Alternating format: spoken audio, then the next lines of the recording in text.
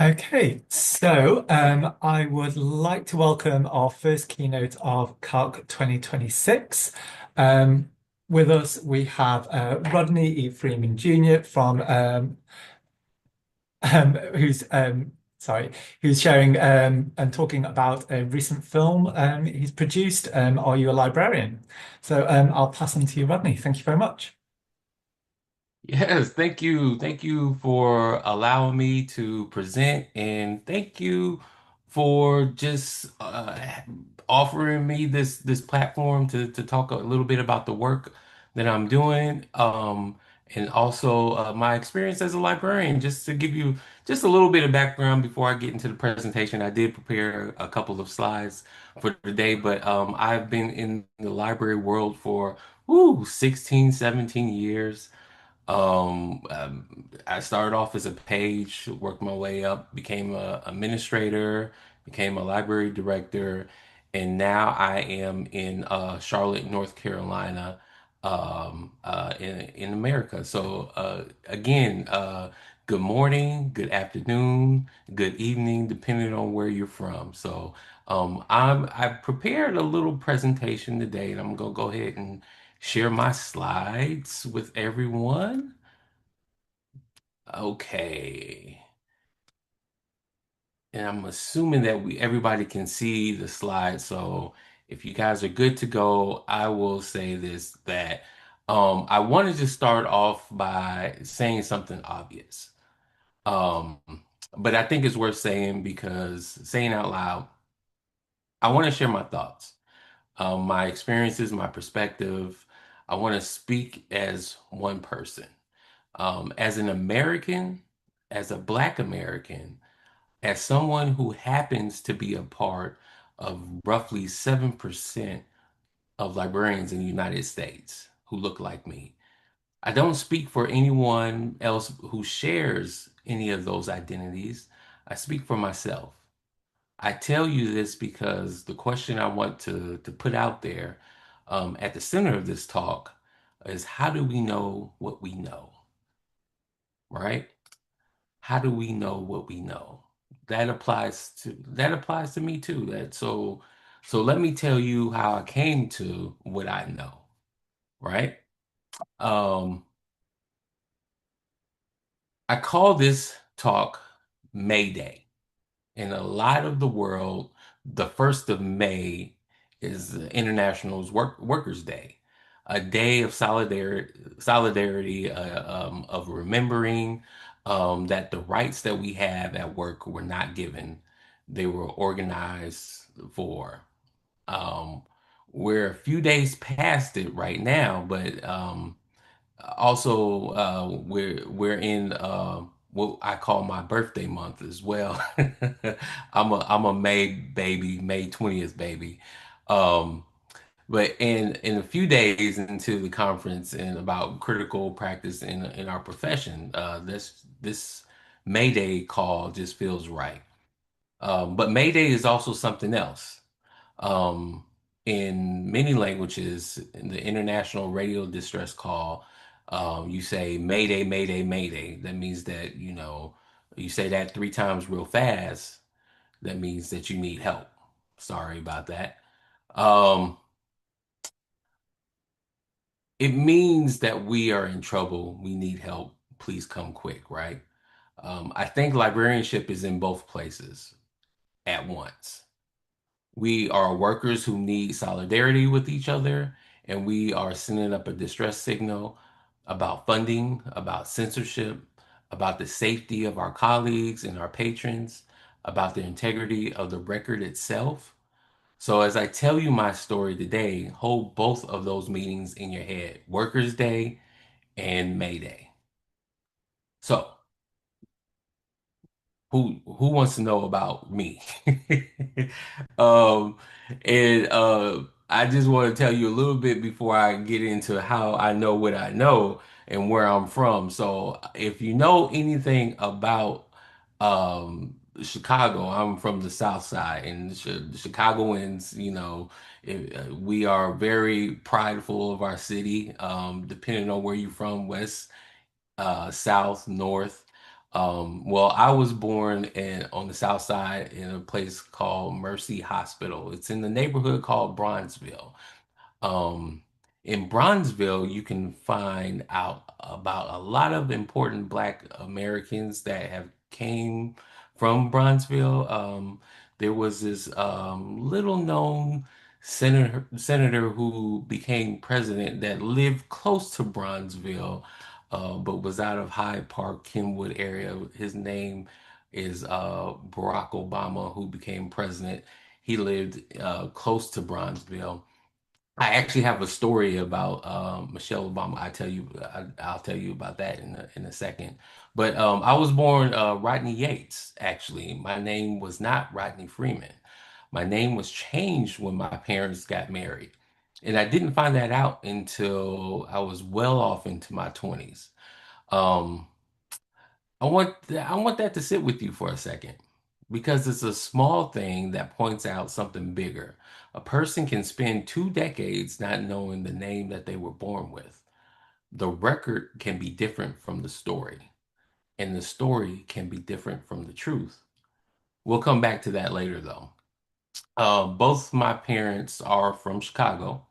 Um, we moved around a lot when I was a kid, but I still claim Chicago. I'm always gonna claim Chicago.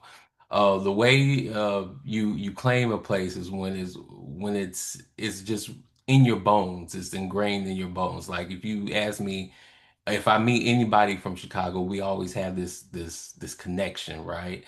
Um, my mother's people, though, they're from Henderson, Kentucky. And every summer, we used to make that trip from Chicago down to Henderson, Kentucky, going through Indiana, through Evansville. My mother would tell me the stories on the way down. She talked about my grandma, who, when they used to take the trip from Chicago down to Henderson, they would stop on the side of the road and pick corn. And they would take the corn and they would make this dish that I still love today. It's called fried corn. It was one of my favorite dishes. My mom actually did not give me the recipe until just recently. She didn't want to part with the family recipe. Um, but my mom recently just taught me this, so now I carry that recipe, and I actually was able to teach my kids, who I have a 3-year old and a 15-year-old, who like fried corn just as much as I do. But I remember that story. That story was very impactful. It stuck with me. Um, through many of years, and it's important, right? Because it's one of those stories that you find out that I don't know, it's when you are going through things, you're able to pull on those stories to help you get through some tough times, right? So switching real quick, so like I said, go back and forth from Chicago to Henderson. So the reason why we would go down to Henderson is because we would meet my grandmother's sister who still lived down there, my great aunt Melissy. So, and walking into my aunt Melissy's house was like, it was like a time machine, right? We would get in there and it would be 1980s on the outside or whatever, 1990s when we go down there. But you go into the inside of her house, it's like you going back through a time machine into the 1920s. Everything was ancient in that house. I felt like at the time being a kid. And as you can see on the screen, on the right side of the screen, you can see the actual family photo that was on the wall. It went through some damage. I was able to kind of piece it back together to get a photo of it to be able to preserve it. But that photo was on the wall, on the left side of the wall. You would go in, you would walk through, and you would come. It's like a shotgun house almost. But my great aunt's room also had a clock, a grandfather clock. And that story of that clock is very interesting because it was passed down in our family from generations to generations now.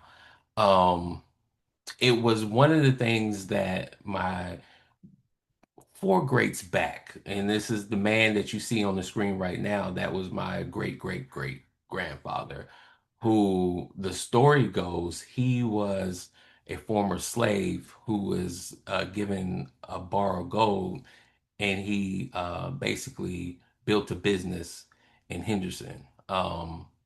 So that was a story that was told. Now, I will say this, that my mom used to tell the story all the time.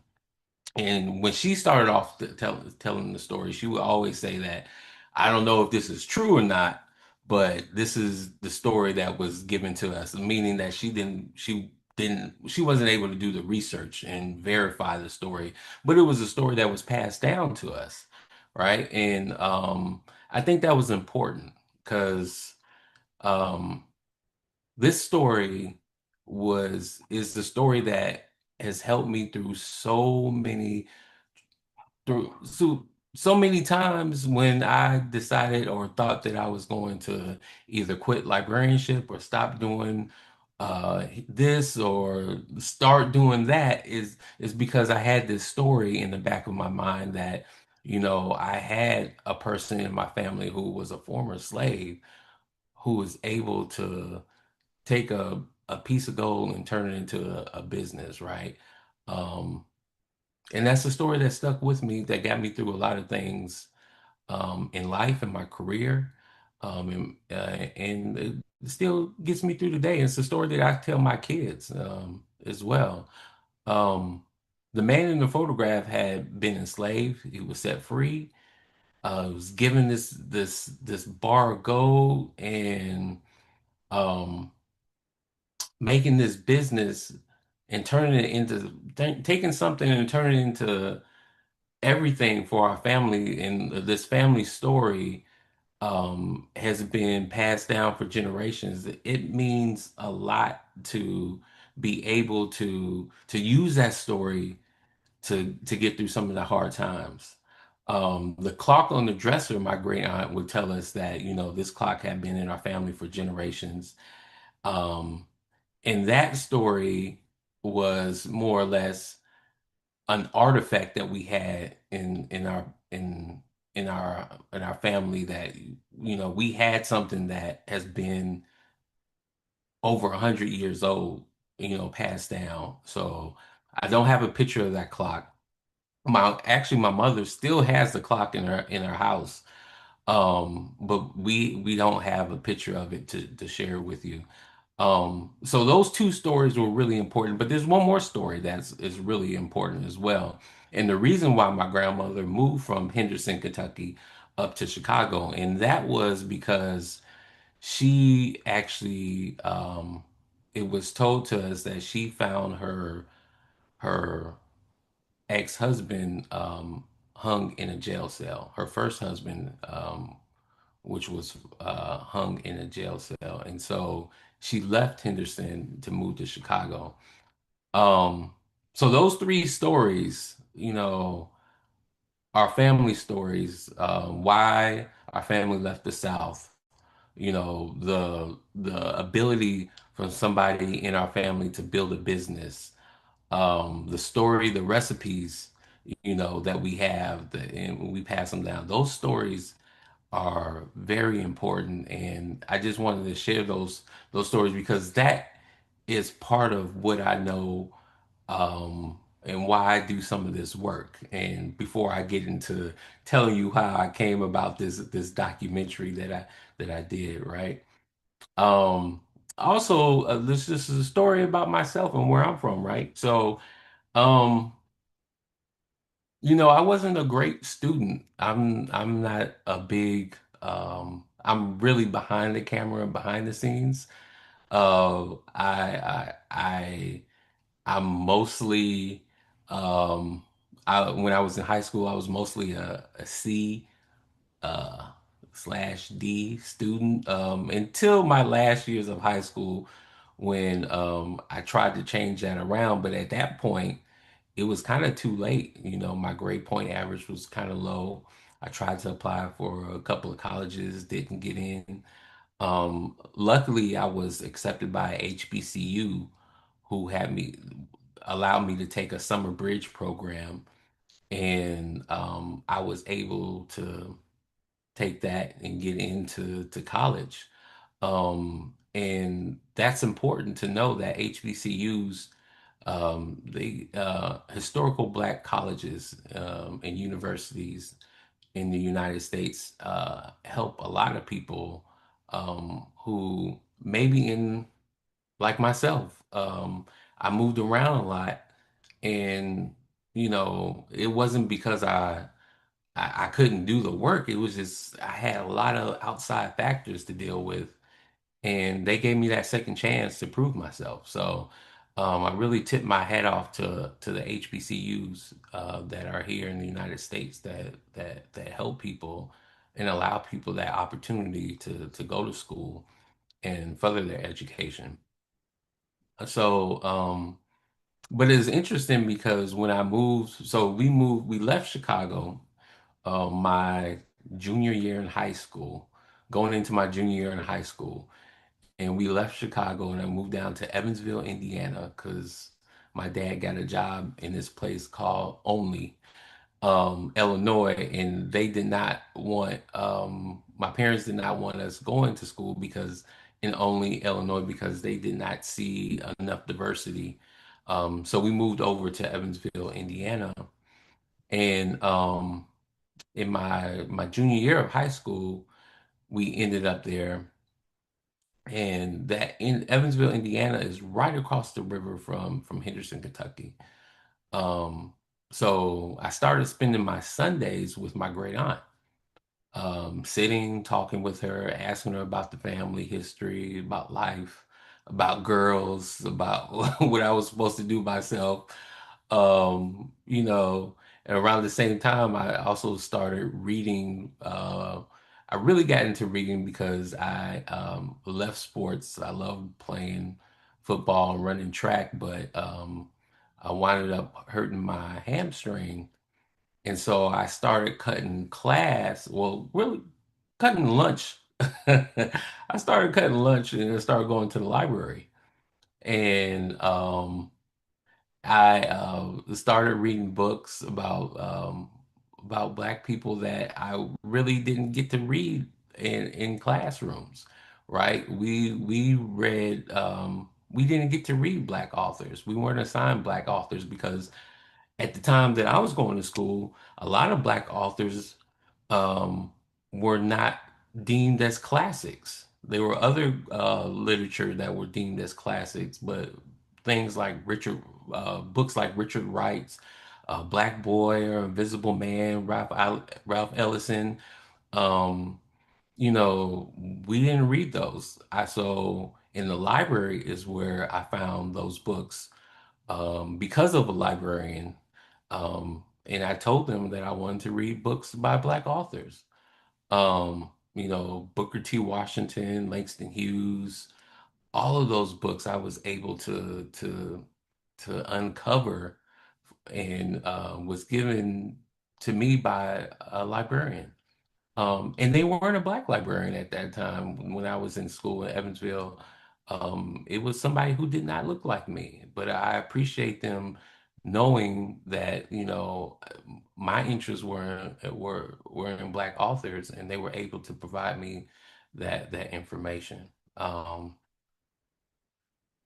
So I will say that it was interesting because again, I left that school and went to another high school, and then tried to do the same thing there. It's like cutting lunch to go to the library, and I was told that I couldn't do it because I was supposed to be at lunch. Now, the librarian actually took up for me because he was like, he's just in the library reading.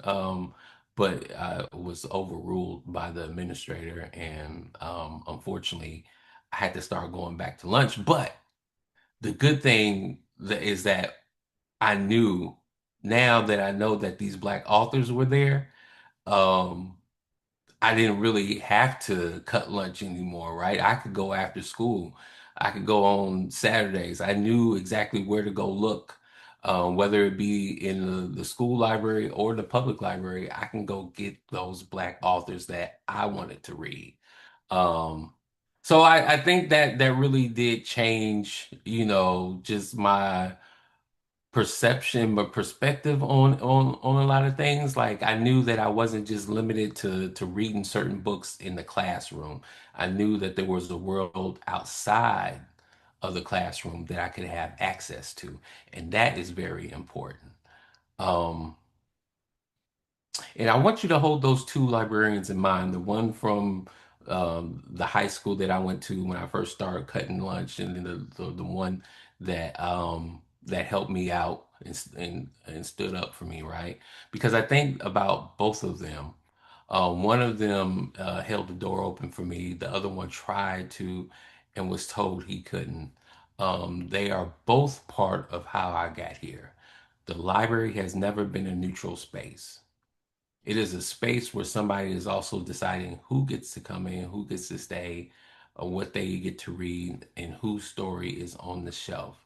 And in librarians, we want all and anyone to come into the library, right? And we want people to find the information and access the information. Um, and that was one of the themes that I actually saw when we started doing the interviews for Are You a Librarian, which I'll get into to a second. But one of the things that like I said, I barely graduated high school, but I did. I got out of high school, went to college, and then actually transferred from the HBCU that I was at, and then went all the way up to Indiana State. There, I became part of the college chapter of the NAACP. Um, and also, when I was there, um, my aunt, on my dad's side, used to work for the University of Chicago Medical Center, and she invited me to this back to school parade. And so I went to this back to school parade, and they basically line you up in groups to go with your group. And so my aunt was working at the hospital, so they lined us up, and we were walking down the it was this long street that's on the south side of Chicago. It's very, I mean, it's got to be like 20 blocks. And so we're walking, and then they say, you guys are supposed to dance and kind of like wave your hands. And so I bumped into this lady, and I apologized, and we just started talking. And the whole time that we're supposed to be waving and everything, this lady and I are talking, and at the end she says, "Well, you might want to go talk to my husband. He just lost an election. He's kind of hurt, but Barry, I think, would definitely love to have you." And I was just like, "Yeah, right. I'm not going to." It, Her husband was Barack Obama, and that was Michelle Obama, who I was actually walking next to. And I tell that story because it's one of those stories that I I still don't believe it. I tried to talk to my aunt she has the photos, and she won't let me have the photos. She holds on to them, but it's just a fun story.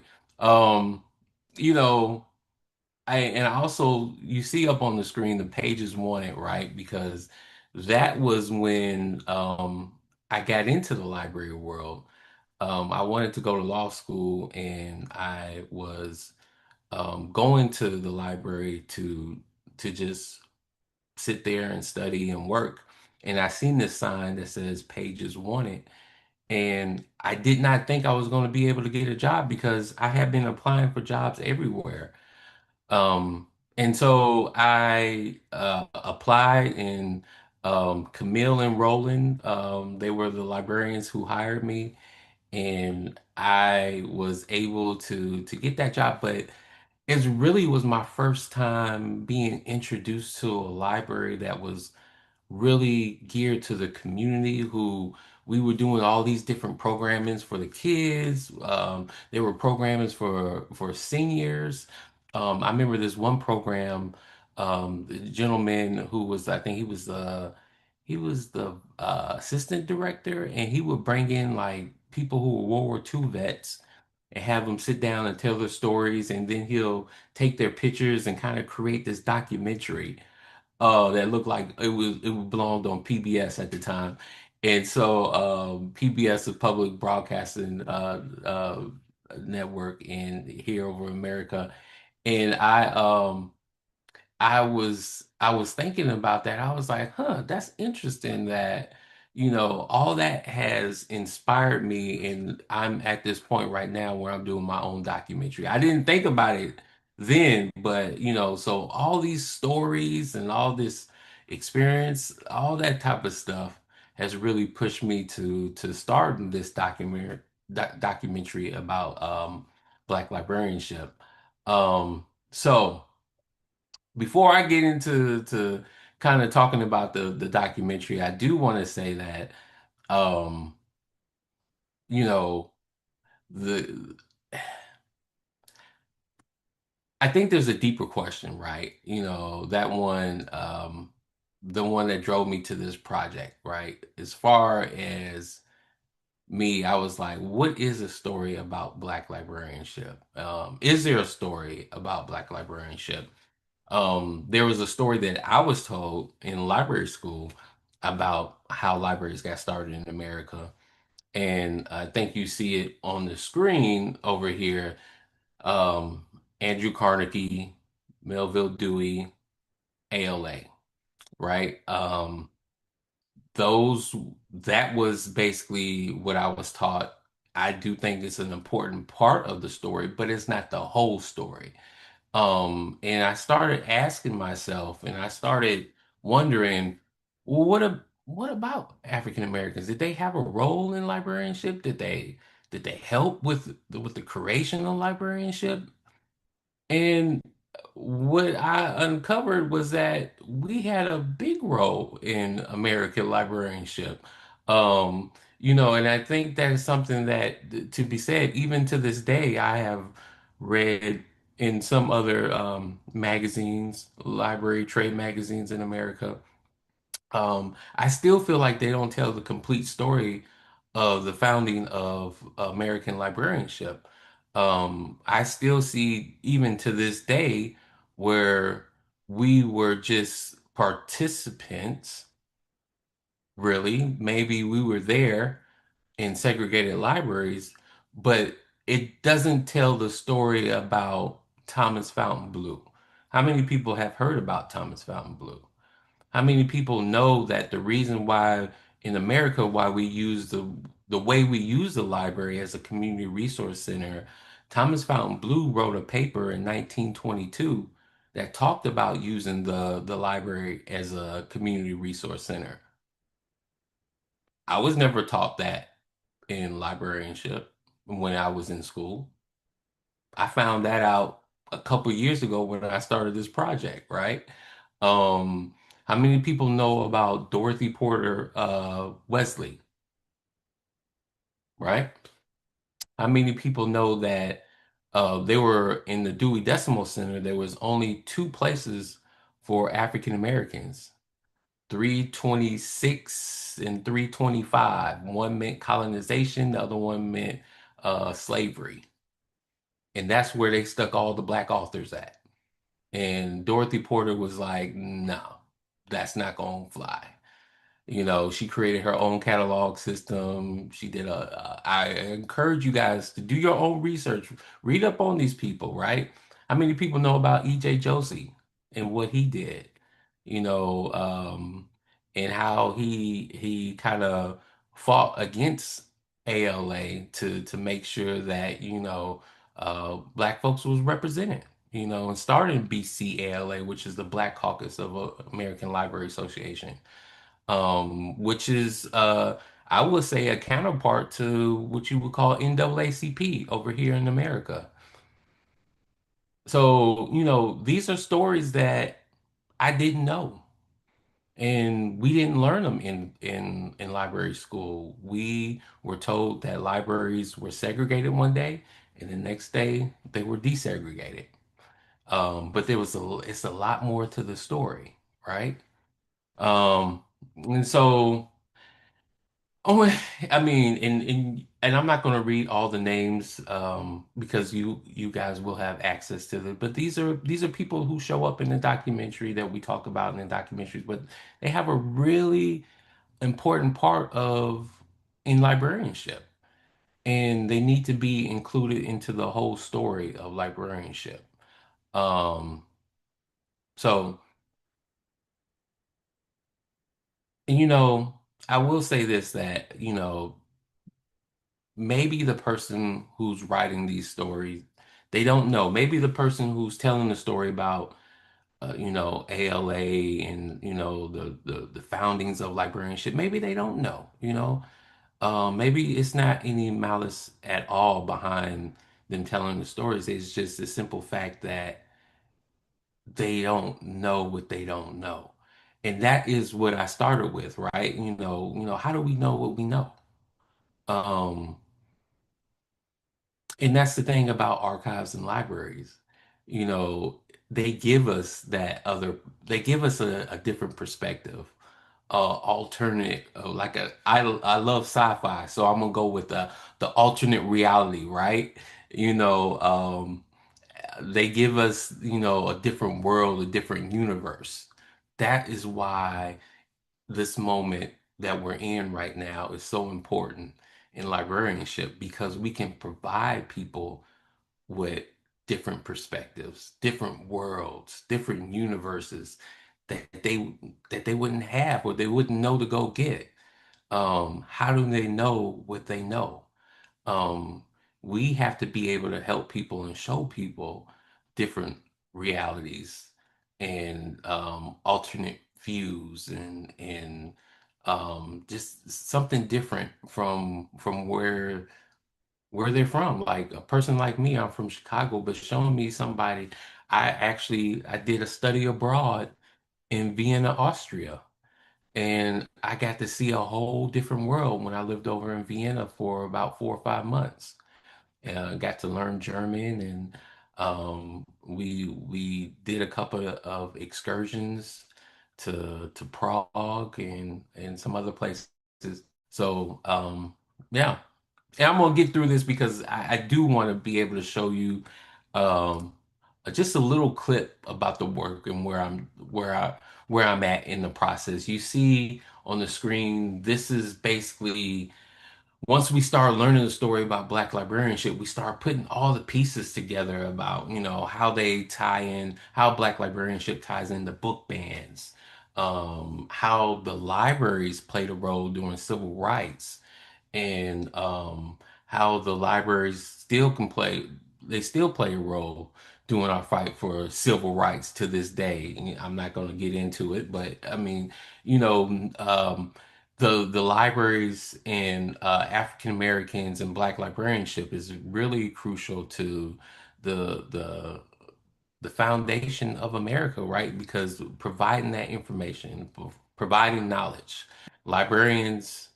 that's what we're here for. That's what we do. So, um, I wrote a little op-ed a while back about, what was it called? It was the Librarian's Call, Document Everything. And I talked about how basically, we can all get started. We can all get started, right? We can all be able to document our history, to share our history, to provide information and access to knowledge spaces. So, it's important that we are librarians are providing those tools to family historians, to people who want to research on their own, right? That's our role. Kind of like the trainer role, right?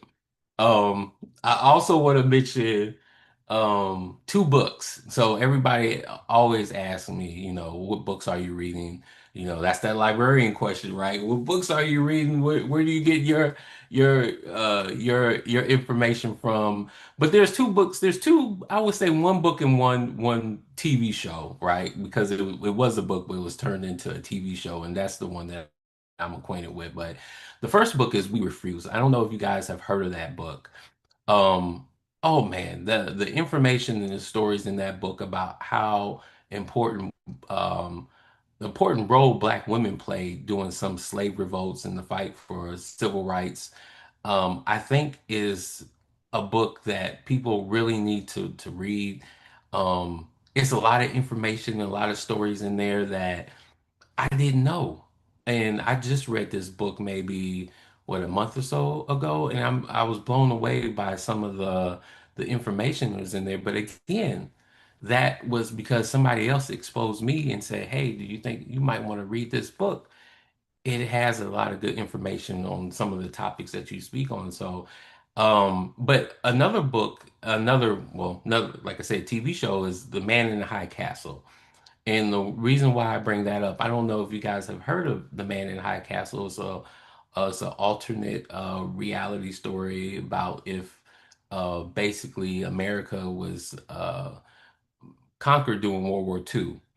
And so I really like it because in the TV show, what I kind of identified with was the fact that they saw an alternate reality where America won, right?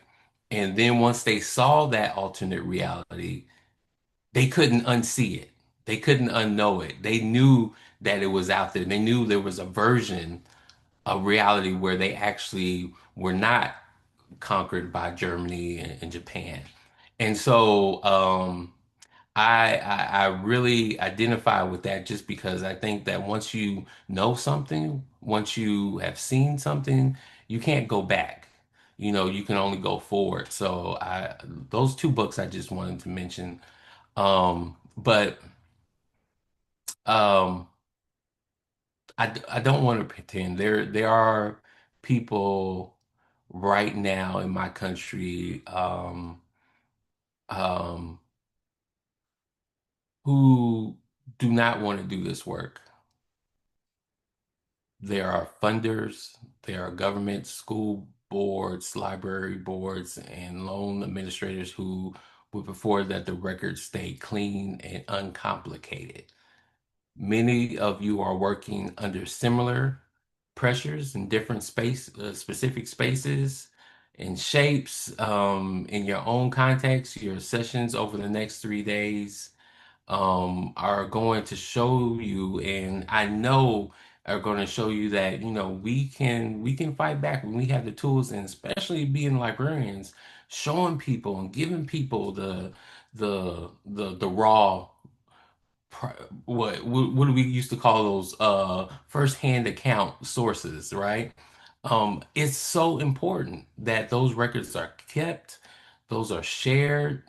We have access to that information because there are people who are deliberately trying to take things down, remove items, remove names, remove whole history, um, because it doesn't fit in their narrative. And but I'm sorry, guess what? There are people that will stand up and fight for that. And then a lot of you on this in this conference, many of my colleagues across the board are fighting to make sure that everyone is represented and everybody's story has a place at the table. That's one of the things that I learned from this doing this documentary um, is that Black librarians are just are librarians, and we want to make sure that everybody has access to all of these stories and all this information. So, um, I'm gonna kind of fast forward a little bit because I see that my time is running low, and I want to make sure that you guys have a chance to see um some of what we've created for the documentary. It's only a 19-minute version. I believe you guys will have access to the full hour and 50-minute long. Please, I encourage you guys to watch it. But I want to go ahead and switch over and play that 19-minute version for you guys right now. And yeah, and then we'll circle back and we'll conclude the presentation. So let me go ahead and switch over.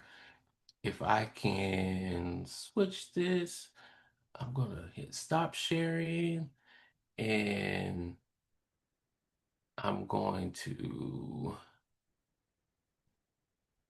share this screen here. All right. Hopefully you guys can see this. Take that off and I'm gonna hit play and then we'll follow back up right after this. EIS would have ruined our country and now it's dead. It's 2025. How the F did we get here?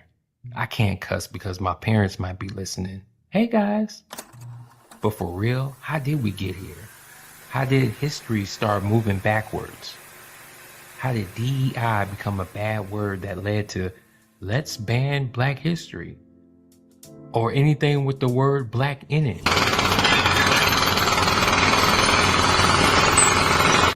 These bans and restrictions are a part of a broader attempt to reshape collective memory. Which histories are told, whose voices are heard, and whose experiences are validated. I used to hear the words all the time. Knowledge is power. Stories about civil rights protests to stories about David Walker and his appeal to free people of color. To people removing whole chapters from the Bible to keep people enslaved. I started to put the puzzle together and saw the connection between Black history and Black literacy and why it's such a threat. And that same history of resilience and resistance is what led me down the path to librarianship.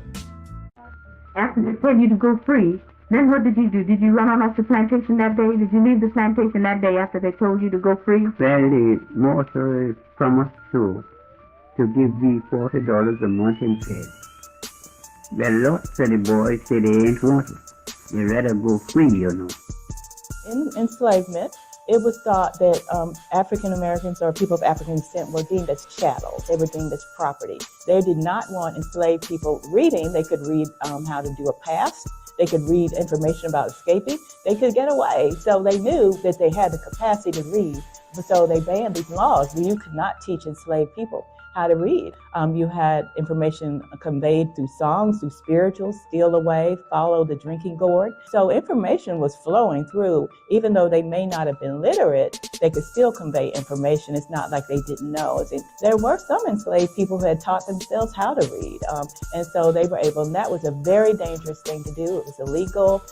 They could risk their lives. So they were able to convey that information too. So it shows, that knowledge is power, right? Knowledge was information. Knowledge meant they could be on an equal basis, and they didn't want that. Inside Washington's Museum of the Bible, a single volume that is like no other. The so-called Slave Bible, remarkable not for what's in it, but for what's not. So about 90% of the Old Testament's been removed and about 50% of the New Testament's been removed. Oh, right. The Slave Bible, that's a lot. That's a complex story. That was a Bible from slave owners in the West Indies. And they simply cut out parts of the Bible, Exodus, Revelation, that talked about Jesus' freedom, right? And freeing enslaved people. They cut that out. So the Slave Bible symbolized what enslaved owners wanted to breed an accommodation from in Christianity, but African Americans breeded empowerment from in Christianity. To institutions, professions, or organizations. That would soon change according to one man. The underlying question will still remain, would Black people be allowed to partake in these libraries? When Andrew Carnegie started dispensing his millions of dollars for the construction of library grants, he really imposed few parameters on them. If a small town, let's say in rural Indiana, wanted a library grant, they'd write Carnegie. And his subordinates would write back saying, okay, what's the size of your town? Do you have an existing social library? Will you give a free site for the building to go on, and will your community promise to allocate 10% of the building grant thereafter in perpetuity? Those were the general conditions of them issuing a grant. Well, white Atlanta citizens wrote Carnegie for a grant, and he granted it. The building went up in 1903. At the time, W.E.B. Du Bois was teaching at Atlanta University. He gathered a group of people together, walked down to a Board of Trustees meeting and said, "Why can't we use this library?" In behalf of these 36,000 Negroes, my companions and I called upon the trustees of the library on this opening day, for we had heard that black folk were to have no part in this free public library, and we thought it well to ask why. And Du Bois is saying, "You mean I can't come into this library and check out my own books, which you have on the shelves?" We don't want any trouble in here. Oh, I'm not here for any trouble, ma'am. What are you here for? A book. You have books in the colored section? It doesn't have what I'm looking for. Well, that's just the way it is. Earl Schomburg is a historian, writer, collector, and activist. He dedicated his lifetime to collecting the histories of Black people and making these materials and artifacts accessible as a public collection. Amassing thousands of materials in his own personal collection in 1925, Schomburg sold his collection to the New York Public Library, which found what we now know as the Schomburg Center for Research in Black Culture. And I do remember this part. He was in school and a teacher told him that he had no history. And that's what drove him to start collecting everything. Porter was the Howard graduate.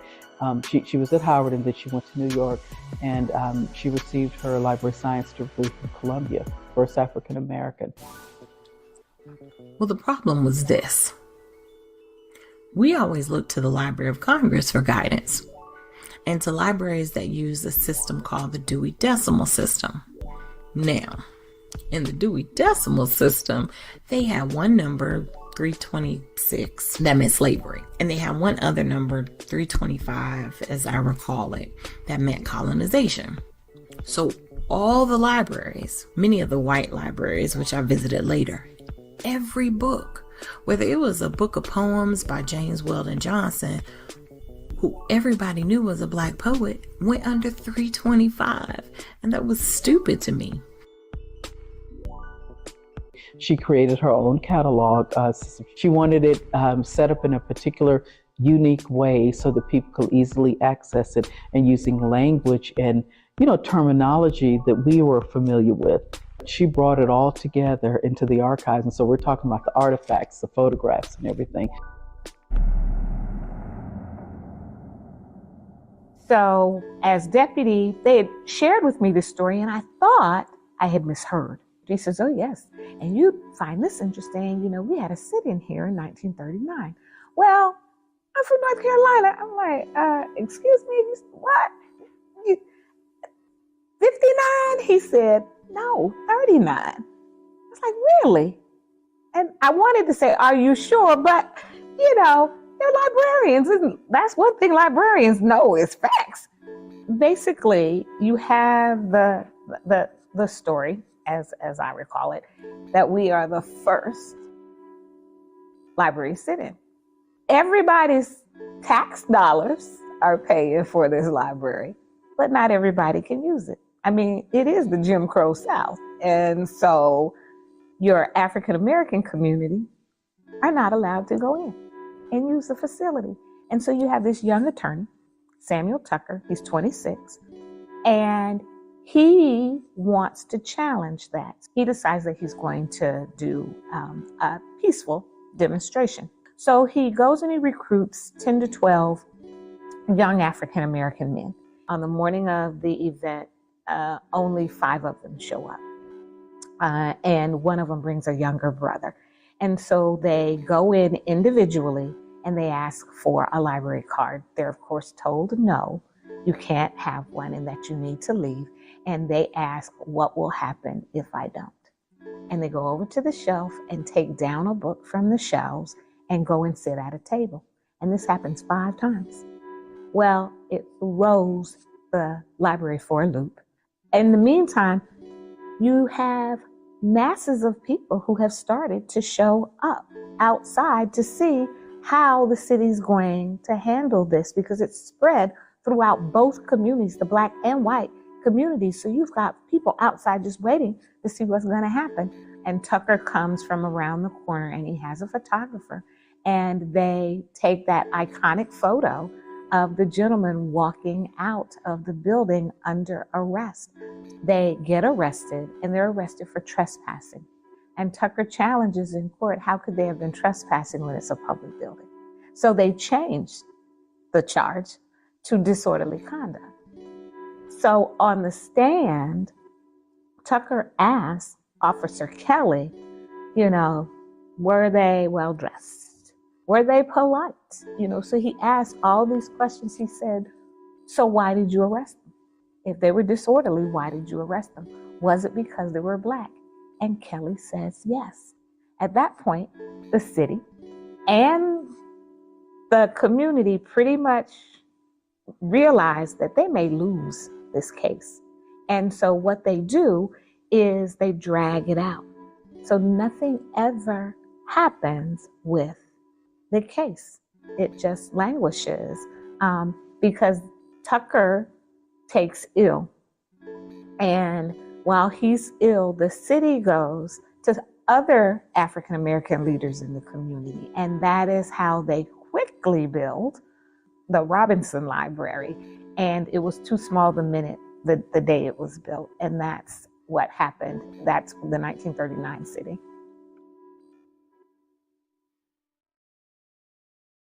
You can tell your stiff suits up there in Washington, D.C.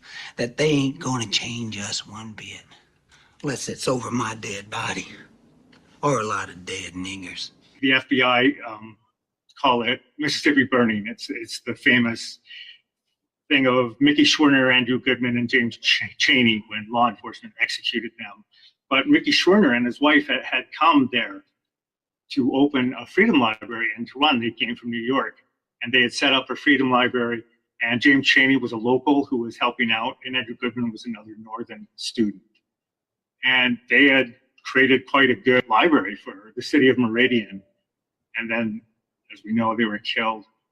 So there was quite a backlash against these libraries.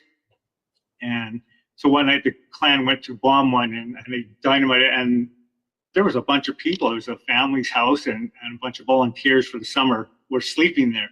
But they had so many donated books in the basement and the first floor that when the dynamite went off, the books basically cushioned everybody. So a lot of people were hurt, but no one was killed thanks to the books. I don't think I could have done what some of the local people especially, had done during that time. I think the story of the Freedom Libraries is just one of empathy. I've been the only one at the board table. As you can see, I don't wear the blue-black suit. I'm coming in with like bright colors, and I'm sitting at the table, and I'm either the youngest or the darkest or the only female. And I can say finally today, in 2023, in the last, pre-COVID even, I can say that has not always been the case anymore. And how refreshing not to have to kind of wear the mask all the time to get what you need to benefit your community. So being a leadership. One of my biggest regrets is that I didn't finish my PhD. So I worked on, finished all my classes, and was working on my dissertation. And one of the important factors in why we need to have more people working on their PhD was what I was working on, right? At the time, I was doing a paper, my dissertation was on the number of African Americans that were library directors and what was the cause for the shortage in African American library directors. Of library systems with 100,000 people or more, there were 530 libraries. Of that, only 17 had an African American library director. right? So you start to examine that and just like that number is even like less than 2%, right? And then you start to look at it and you say, okay, starting point of people in libraries that are African American is about 14%, close to what we have in the national. Then you go up, how many go on to become librarians? That drops to about 6%. How many people end up being blacks, end up being managers? It's down to 3%. And then how many people who ended up being library directors were less than 1%. So you start to look at it and you start to say, wow, right? Somehow along the way, this number keeps dropping instead of continuing along the pace. So somewhere in the way, African Americans are finding themselves hitting ceilings and not being able to get beyond that ceiling. And when you look at it, you know, anyone who's doing the work of going and reaching out to library directors, basically we can all name each other, right? We all know each other very well. We see each other all the time because there's so few of us that we all kind of get either one tied to each other, or people think that we're the other ones. So, you know, I kid Kelvin all the time, you know, in Las Vegas because he's back where I used to be in Las Vegas. But the times me and him get like, you know, misidentified by folks thinking we're each other is too many times to be, you know, there not to be something to it. Because librarianship in many ways is about radical promise. It is the idea that every single person who encounters a space where they can not just read a book. That's why Amazon is not a library. When people say, well, books are available online, I'm like, yeah, a book and books are, but a library is something completely different. When you create a library, you create opportunities where you can actually confront what it is you're looking for with maybe a different point of view, where you can discover things that you weren't even looking for. That is a library, and it's ordered, right?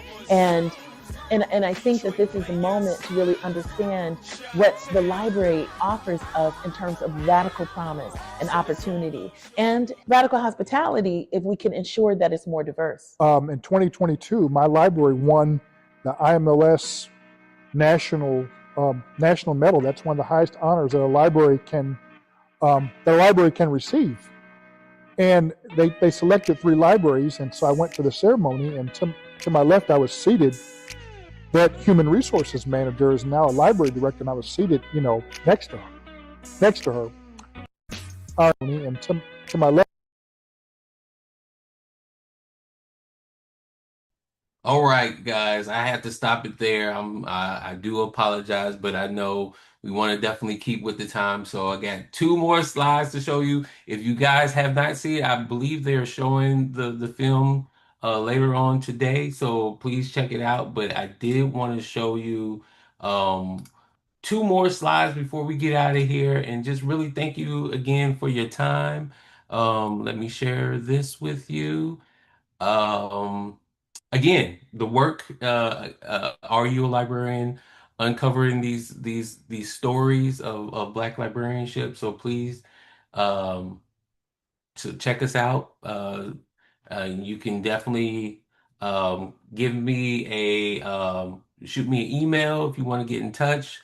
I do appreciate the time and being able to share, and I'm looking forward to hearing all the stuff that you guys have learned from these next couple of days. But just really hold on to you know, how do we know what we know, and making sure that we tell people and help people to access what they know and information, and being able to access alternate views and like I said, alternate realities, right? I think it's so important. So again, I'm going to stop it right here, but again, thank you guys, and I appreciate your time. Thank you so much. Thank you so much, Rodney. Really enjoyed that. And yeah, if anyone is around in London and is able to come to the screening tonight, I'll be really happy to see you there. If we could all just express our thank you in the chat for Rodney, I'd really appreciate that. Thank you. Thank you guys. Okay, we are just coming up on a break, so there is a 15-minute break now before we go on to our first set of parallel sessions. Please do take that 15 minutes, touch some grass, look at a tree, get away from your screen for 15 minutes because it's really good for you, and then we'll be back for our first set of parallel sessions. Thank you very much, everybody.